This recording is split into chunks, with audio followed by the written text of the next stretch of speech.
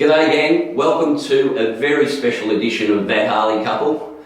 Today we're interviewing someone who many of you will have seen, and you'll know him as either the Million Dollar Bogan Sidekick or you'll know him as Parry. Today I want to introduce to you David Parry. David, absolute pleasure to be here today, mate. Thanks, mate. I don't normally see you in a suit. No. No, when we watch you guys, you're normally in jeans and t-shirts and faraway places doing strange things. One set of clothes for One a set. month. That must be fun. Who is David Parry? David Parry. Ooh. Yeah. I think he's a bloke with a split personality. So today you'll catch me in my suit, running a company, being father of 2 children. Piper's 6. So that's my little girl. Yeah. Max is 9, and so father to them. Yeah. And my wife Renee, we've been together about 10 years now. So that's sort of my day job. Yeah. Real estate's what I do. We own Parry property where we are today. My wife and I, we started that about 9 years ago with a 4-month-old baby, and thought we'd start a real estate company. With a budget of $40,000, which doesn't really go too far, and build it to what it is today. Well, I look outside, mate, I see a lot of awards. So you're doing something right. Yeah, we just go down the trophy shop and buy them. Mate, you come across as a very easygoing sort of guy. Okay, you look like you're fun-loving, you enjoy doing all the things you do. I've seen the videos when you're around the family and you love the family life as well. Is that the real David Parry that we see? Yeah, it is. Like here at the office, it's fast-paced. There's a fair few staff. So, yeah, I am a fun-loving, jovial sort of guy, but I'm in real estate, so we're often judged. Yeah. We're often criticised, we're often out there in the public eye, so I've got to keep it together as much as I possibly can. Well, there's the work, and then there's the home, obviously. And never the twain can never always meet. So I am pretty sort of jovial, easygoing, but I really love getting away, and we don't get up to too much apart from putting a bit of oil on the side of the road and that type of stuff, and wasn't that a big hullabaloo? Oh, it was. What a load of crap that ended up. Hey, crazy. I mean, it came out of the bloody ground, didn't it? Yeah, well, that's what Danny was saying. You're only recycling, mate. Yeah. Now, you and Danny are a funny pair, because you wouldn't expect 2 real estate agents to be the heroes of the bikie crowd, but you are. It's an interesting thing. You must be recognised pretty much wherever you go. How do you deal with that, mate? It's sort of like you've got a split personality, Here in Tassie, I'm probably not, without sounding like a dickhead, not recognised as much.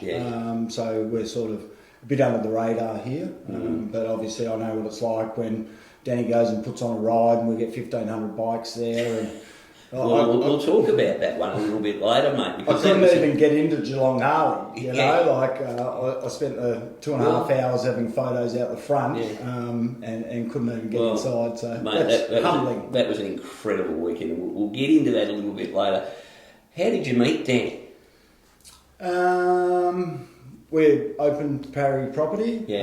His colour's pink in business as well, and so is ours. That's not why we chose pink. But you ask Danny, we've copied everything that he's done, replicated everything he's done, and we wouldn't be the business we are today without Danny's assistance.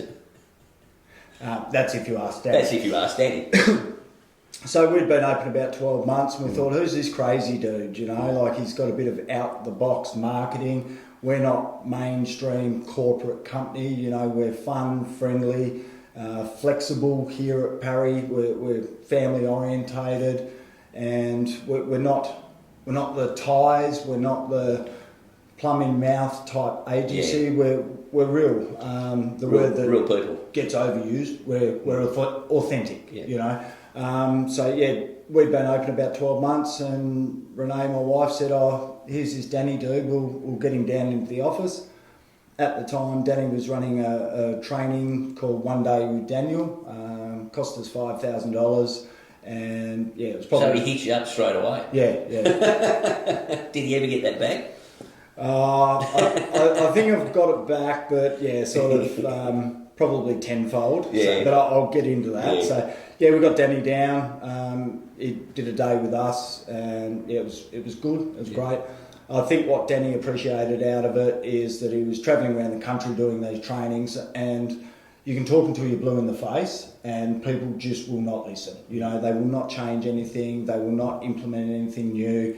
And after a period of time, Danny's like, you know, I'd prefer to stick pins in my eyes than do that. It wasn't about the $5,000. Yeah. He was more getting demotivated by the lack of implementation from people, and it was frustrating, you know. There was nothing worse. I've worked in a training role before, and there's nothing worse than when you're trying to teach someone something and you're staring into blank eyes, you know, and you know that you're going to leave there and nothing's going to change, and that's really frustrating. So once you do actually find someone that is motivated and who's listening to what you've got to say and really actually wants to learn, that's when you give your best training as well. Yeah.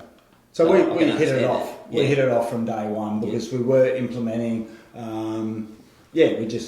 So we sort of caught up briefly over the next sort of 12 months or so, and then I had an opportunity to be overseas with him. He had an event happening, and we were away at the time, and he said, "Would you come to this event?" And I thought, well, he lives in Geelong, we'll come. I think we were over in Europe at the time, so we'd committed to going. And then he tells me the event's in Reno, Nevada, in America. So we went. There was 17 people on the guest list at the event, and my wife and I were 2 of the 17. So yeah, that being said, I decided to have a few drinks and might have reenacted the hangover, and missed most of this event. And then I found out that Danny doesn't drink. And Danny had a bit of a chat with me and said, "Mate, you know, maybe check out AA." At that time, he'd been clean and sober, would have been about 24 years. His business partner, she'd been clean and sober for about 14 years. Yeah. So, cutting a long story short, my trip to Reno, Nevada was unforgettable. I can't remember a lot of it. And well, it's totally forgettable in that case. Yeah. But it was a life-changing sort of moment for me. You know, I got kicked out of the hotel. Here I was outside my hotel. My wife organises my life for me, and I had to somehow get myself to the airport. So, it was a pretty quiet trip home, 20-hour flight without my wife speaking to me and without me speaking back with her. And then, I thought I'd give Danny's advice a go. He said, try AA, do 90 meetings in 90 days. And I was kind of like, I haven't got time for that. So I went to a Monday night meeting, and it was all a bit of a blur. Then I went to a Tuesday night meeting, which is an ID meeting. And I just started to hear people talk about what they'd done, what life was like today for them. You know, just talking about feelings that they've felt. And I just really related to that. So I kept going back, and I still go to AA today. This is not a commercial for AA, by the way. I haven't drunk apart from 2 mid-strength beers on Australia Day about 3 years ago, which was a stupid decision, because if I hadn't had those drinks, it'd be coming up to 7 years without a single drop of alcohol. Still not a bad effort, mate. Not a bad effort whatsoever. That's. I love it when someone actually can identify their own problem and go, right, I've got a problem and I can actually do something about it. But at the end of the day, it was up to you. Everybody can give you all the advice in the world, can't they? But the fact that you took that advice, that's awesome. That's awesome. And life's better now by a fair shot. Yeah, I used to think... And the wife's still talking to you. Because you had another child after that. Yeah, and I'm allowed to go away. You're allowed to go away now. My life was semi-carnage, you know. Yeah. I wouldn't know where I'd end up when I'd come back or anything like that, like I demonstrated in Reno, Nevada. Yeah. And now my wife encourages me to go away. Yeah. We're a little bit loose, Danny and I, but we don't drink, we don't do drugs, we don't do women, you know, we don't do any of that. We can go away, my wife can trust me to go away now. Yeah. Whereas I couldn't even trust myself when I was drinking. Wow. That's big. That's big. But hey, what a change. That's really good. My number one concern was how am I ever going to have fun again? And the guys that follow the channel, well, they've seen what sort of fun and mischief we've been up to. Well, mate, I think you've got fun covered, eh? I think you've got fun covered in the buddy by the bucket load, mate. Because I don't know, and as I said, I don't know how you end up getting 2 real estate agents. Because you wouldn't think, oh, who's going to be, what profession would you say would become the, the boys that everybody wants to watch? And you got 2 bloody real estate agents, which is just outstanding. But I think it's a testament to both you and Danny's your own knowledge of yourselves and who you are and what your limitations are. And in both your cases, it's amazing that you're both real estate agents, you're both hooked up, and then he basically giving you that advice. I mean, he could have saved your life. Yeah, that's not talking up too much. he hates it when I tell him, you know. Well, like I've got a lot to thank him for. Yeah. You know, like you said, yes, I had to choose to stop and I had to stay stopped, but I didn't know what an alcoholic was, you know, until I see this bloke which, you know, has 5, 6 real estate companies, is batshit crazy, has some, you know, nice material things and that type of thing. I didn't think that was possible. Yeah. I thought, you know, you had to drink to have fun. Yeah. You know, on the nights you didn't get locked up. So you can have fun without drinking. Well, that's a message to everybody, really. You know, if you're drinking too much, and you know you're drinking too much, don't you? You know you're drinking too much at the time, or did you? Or you just thought that was just the way it was? Yeah, I just thought it was the way it was. Yeah. You know, I had one bloke mention to me, I was about 36 years of age. Does that sound about right? I was probably younger. Yeah, about 34, 35 years of age. And that's the only one person that said, you know, I've heard round the streets, you know, in the real estate field that you might have a drinking problem. And I just thought I was a boy being a boy doing boys things, you know. It wasn't until I went along to Alcoholics Anonymous, and it was only probably 6 months ago that I worked out that every job I had and every job I lost, the losing of that job was related to alcohol.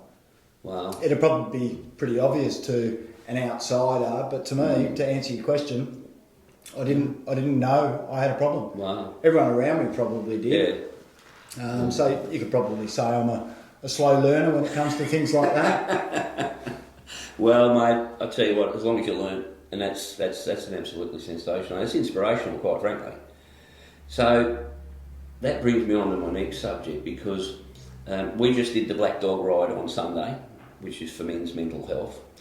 And I know you and Danny are big into helping out Lifeline, and that Lifeline ride, mate, what was it, a couple of months ago, down to Geelong, down to Lorne, Apollo Bay. Tell us about that. What it meant for you guys. All the time that I've been visiting Danny, I've never done that ride, you know, so that was the first time for me. Thanks to Cole for organising the bike. The bike was sensational. I loved it. I didn't buy one.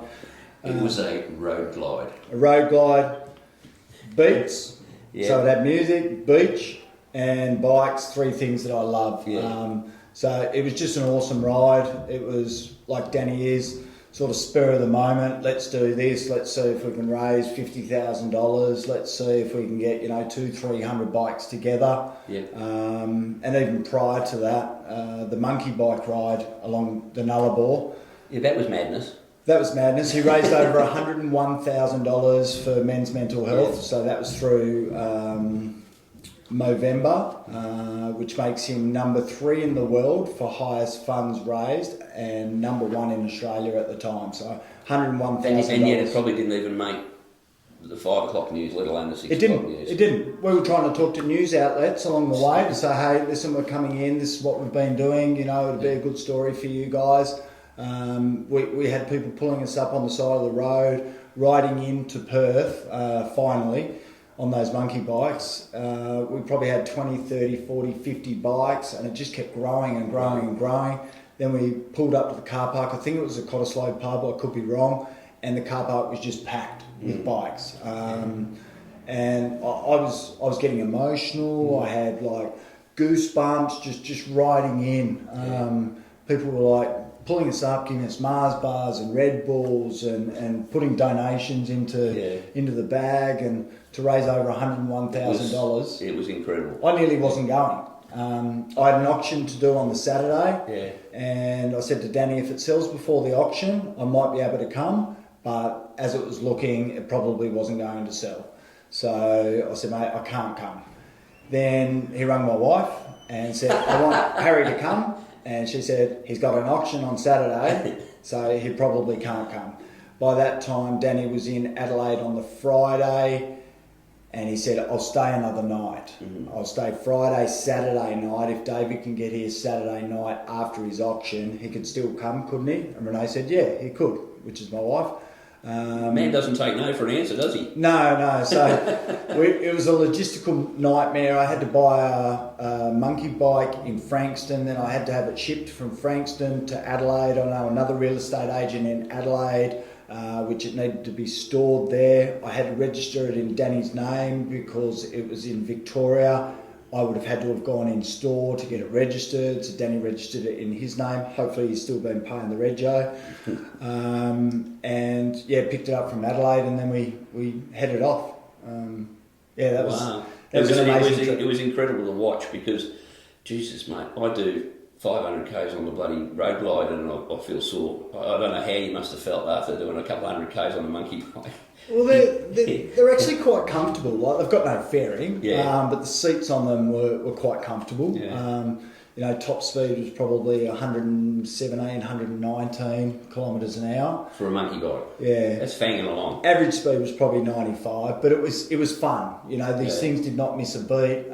We were revving the ring out of it like 6, 7, 8 hours straight.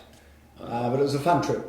I mean, the kilometres you guys do, you're mad, because if I do a big day on the bike, 8 hours, I go, I'm knackered. We've done that, the last 3 days in a row, and I'm stuffed. How you do it for weeks on end that you guys do, you go away. I mean, the kilometres Danny does, the kilometres you do with him, you've got to be fit. Yeah, well, how it all come about was I was sitting on the couch, Danny rings up and goes, Parry, going to America. He didn't say we, didn't say I. He said going to America. Pick up the bikes in LA, ride from LA, north, through Canada, into Alaska, to a place called Prudhoe Bay or Dead Horse. Oh, okay, cool. I said, well, what are you saying? He's like, me and you, 22 days on the bike. I'm like, what? I've only got my L's, Danny. I can't even hire a bike bigger than a 250, He's like, don't worry about that, it's the States. You got nothing to worry about. Anyway, I said to my wife, I said, Danny wants to go America, Canada, Alaska and back. She's like, do it. It'll be trip of a lifetime. So that was my first sort of exposure to Million Dollar Bogan. He said, I don't want you to be in it, I just want you to virtually carry my bags and hold the camera. It's not about you, Yeah. And then, did that trip. I'd never ridden a Road King before. I had a little Sporty at the time, and I said to Danny, what if I drop it in the car park of the hire place? Like, it's a 400 kilo Harley. He's like, oh, that's fine, just take mine around Geelong and just get used to it. Like, once you're going, it's fine. So I did that. I had an hour or two on his around Geelong, and it's like, yeah, it's not that bad. So we got over there, picked up the bikes, 22 days on the road, and yeah, just due to the filming, you know, I sort of was in it a little bit, and yeah, then the viewers liked it. So yeah, then we just started to do more and more. Yeah. Well, I'll get back to the Lifeline ride in a minute, but that brings something to it. Do you and Danny actually realise the positive effect your friendship and your banter and your adventures have on people? Because you've become, basically, I would say, every bloke looks at that and goes, I want to make like Parry. Because I see the way you interact with him, and Danny often, and I'm pretty sure he'd agree, it can be hard work at times, and you can either go with the flow sometimes, and other times you take it on, and it can be quite amusing. And sometimes I think you're doing it for your amusement, yeah? And it's just fantastic to watch, because I think we're talking about men's mental health. I think it's really important for blokes to have those close friends that are so close that you can tell them anything, you know, and you can open up. And I think that's one of the things, the problems with mental health issues is people tend to bottle them up too much, and we all hear, you know, you got to talk about it. And that was said many, many times on the weekend. You and him seem to have that relationship. Yeah, we do. We have our moments, you know, like anyone that rides for 12, 14 hours, you know, 1,000 kilometres plus in a day, trying to find your hotel that sometimes doesn't even exist, and you've just been ripped off $1,000 and there's no other accommodation. You probably haven't eaten all day, you've taken the wrong turn, it's now pissing down with rain, you're not sure whether you're going to get struck by lightning. So shit goes wrong, you know, so it is stressful. The thing I love kind of about Danny is that none of it's planned, you know. That's the thing with his channel, none of it's planned. Like coming to work, my day is planned. I know virtually to the minute, to the second what I'm doing. Like I'll be out of here at 6 o'clock, I've set myself an alarm because I'll talk until I'm blue in the face, and then I've got further appointments to go to. My day is planned. I'm so much in control. I love kind of being out of control, and I can't get out of control because I don't do drugs, I don't drink, I try to keep it together as best as I can at work. I kind of like being out of control. It's not up to me, you know. So shit goes wrong. We don't research stuff, like going to Cape York in the middle of the wet season on a Harley Davidson. We met the copper in Laura on the way back, and what did he say to you? He said to us, I heard you boys coming through town. He's like, I couldn't exactly stop you because the roads weren't closed yet, but I would have advised you turn around. He saw that we were mildly prepared with knobbies on the motorbike. But that was touch and go as to whether we would have got out of there. Like the rains were coming in the last couple of days. We didn't know whether we were going to get out of there. So I guess it's that element of risk, you know, kind of, Danny would say calculated risk. I don't know how calculated it is sometimes. People will comment, you know, why would you do dumb shit like that? It's like, you know, sometimes we don't mean to do dumb shit like that. We don't research it. People will over-prepare, or they'll think what could have gone wrong, what I should have done, you know, and they'll take 15 spare tyres. My Road King was brand new, and I took it up the Udanata track. I think I had a Harley toolkit, which I wouldn't have known how to use. We didn't have any puncture repair, or maybe we did, but we didn't have spare tyres or anything like that. People were like, what are you doing? No, you won't do it. Even the copper, no, it wasn't a copper, when we did the ride from LA to Deadhorse, 22 days on the road, the Dalton Highway, I think it's 1,000 miles of gravel road. And we went to like a motocross store to try and get some fuel bladders because we didn't know where the fuel was. Again, no research, just sort of flying by the seat of our pants. And we told the bloke what we were doing. and the bikes we were going on. He's like, no, you won't do it. There's 22 cops that went up there, and 2 of their Harleys come back under their own steam. You know, so most people would have gone, shit, what are we doing? You know, oh, should we really do this? It was like a bloody highway. You know, it was not that bad. But people perceive, you know, what could go wrong. You know, the shoulda, the woulda, the couldn't. You didn't, you're dead. Yeah. End of story. Well, you're dead a long time, so you've got to get some of these things done, don't you? Yeah. You know, it's unbelievable. So, that sort of leads me to, you know, that question I'm saying is that not only do you influence people, I mean, I've seen people on the show come up to Daddy in tears and to you in tears and just say, you guys have saved our lives. And I think that's a lot to do with it, is the fact that you say you've got to live life. You know, we're not here for a long time, we're here for a good time. And you both sort of encapsulate that. And you go off and you do these crazy adventures. And I think every person sitting back looking at the channels, you know, watching the Million Dollar Bogan, look at you guys and go, you know, many would be looking at it going, geez, I wish I could do that. Geez, I wish I had the balls to do that. So kudos to you, because, you know... Well, the crying, like the lighting and makeup crew that come on the road with us, they do an amazing job. And to make people cry, we've got some pepper spray, so we spray it in their eyes. We write a bit of a script. Some of the people aren't really that intelligent, so we've got to dumb their script down to say, you know, you saved our lives, and we just spray a bit of that pepper spray. No. On a serious note, like, it blows me away, you know, to see the impact that the channel has had on people.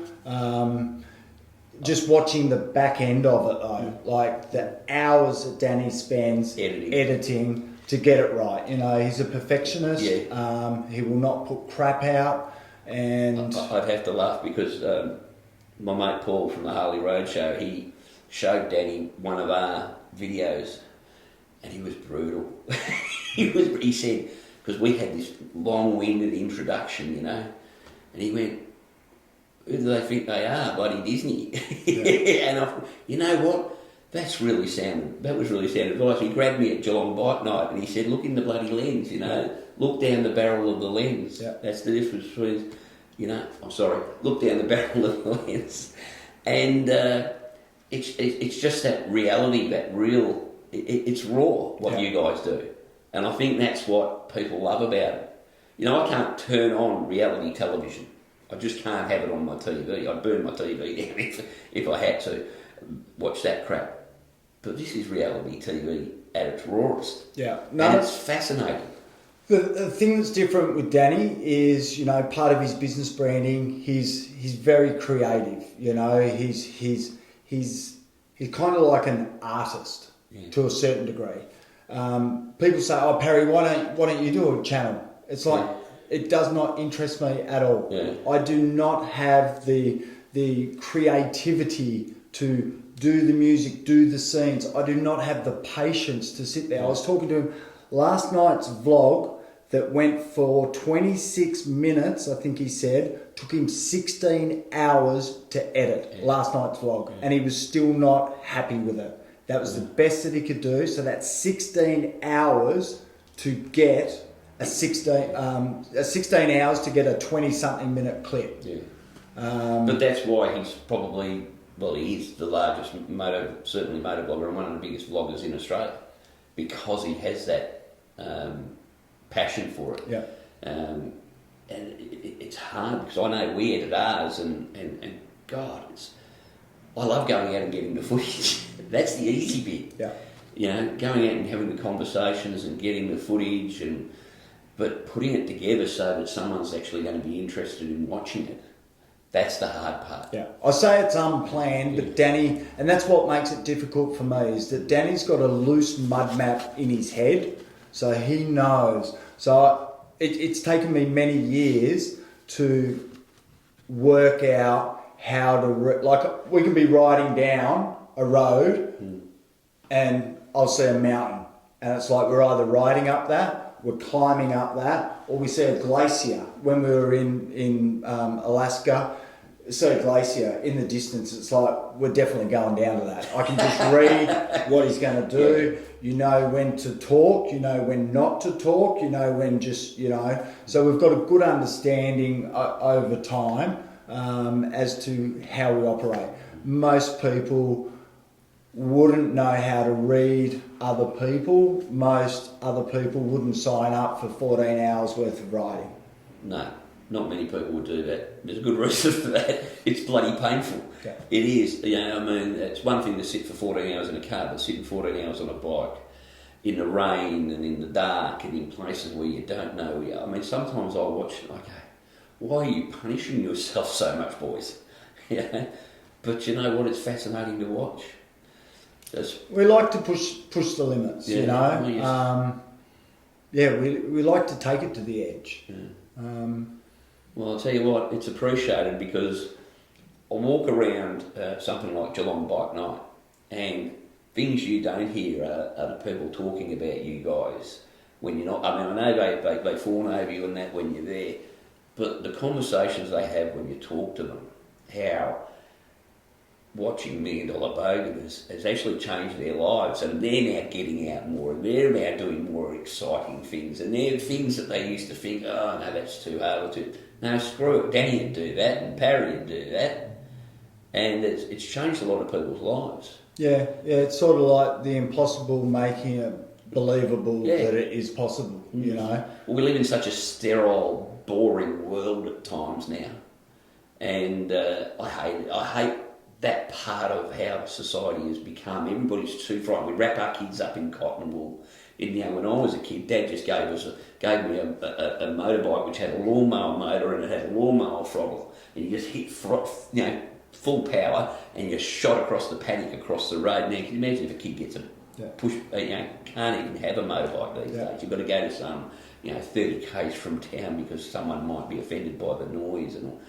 And I think it's sad for our kids because we all grew up riding bikes and doing all those crazy things which ended up bringing people like yourself and Danny together.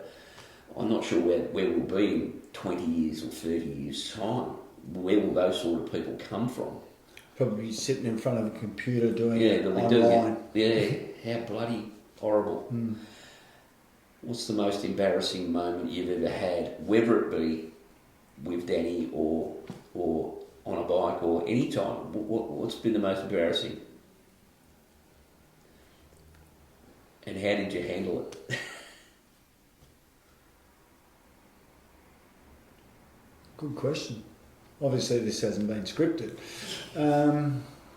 Embarrassing moment.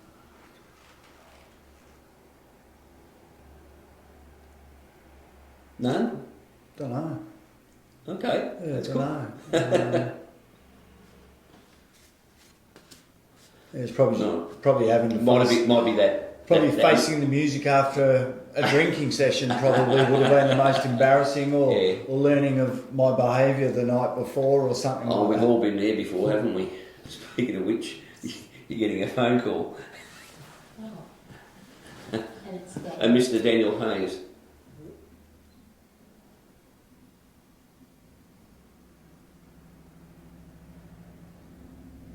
You're there, you're on speakerphone.